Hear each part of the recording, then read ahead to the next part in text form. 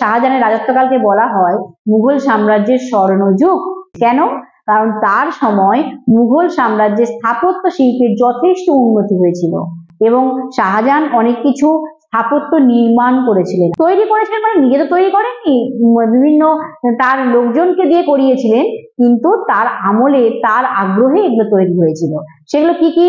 এক তো তোমরা অনেকেই জানো, তোমরা সবাই জানো বলবো, তার স্ত্রীর নামে কিন্তু তিনি তাজমহল বানিয়েছিলেন, আগ্রার তাজমহল।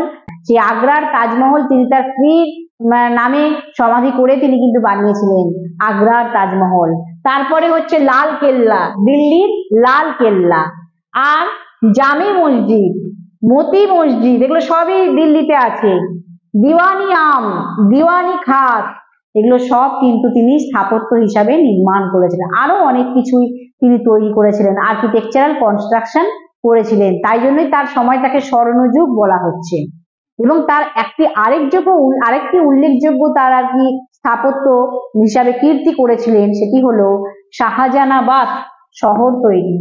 নিজের নামের মধ্যে দিয়ে তিনি শহর তৈরি করেছিলেন শাহজাহানাবাদ।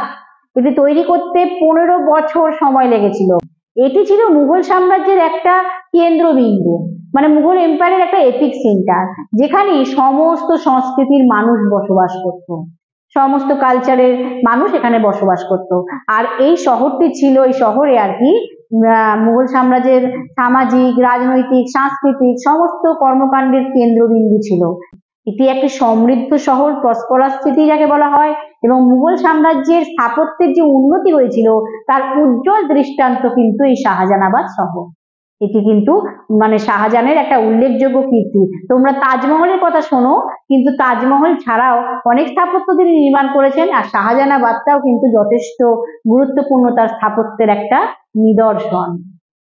আর এই শাহজাহান তিনি কিন্তু শেষ বয়সে খুব কষ্ট করে মারা গেছেন, কারণ তার শেষ জীবনে তার ছেলেদের মধ্যে লড়াই লেগে যায়, এবং সেই তার ছেলেদের মধ্যে একজন ছিলেন ঔরঙ্গজেব, যে পরবর্তী মুঘল সম্রাট হন।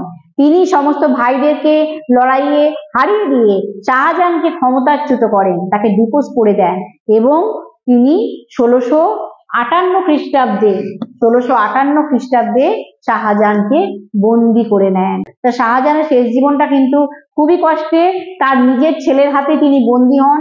বন্দী হওয়ার পরেও কিন্তু তিনি 10 বছর জীবিত ছিলেন প্রায়। ভাবতে পারছো, একজন সম্রাট তারই ছেলের হাতে বন্দী হয়েছিল।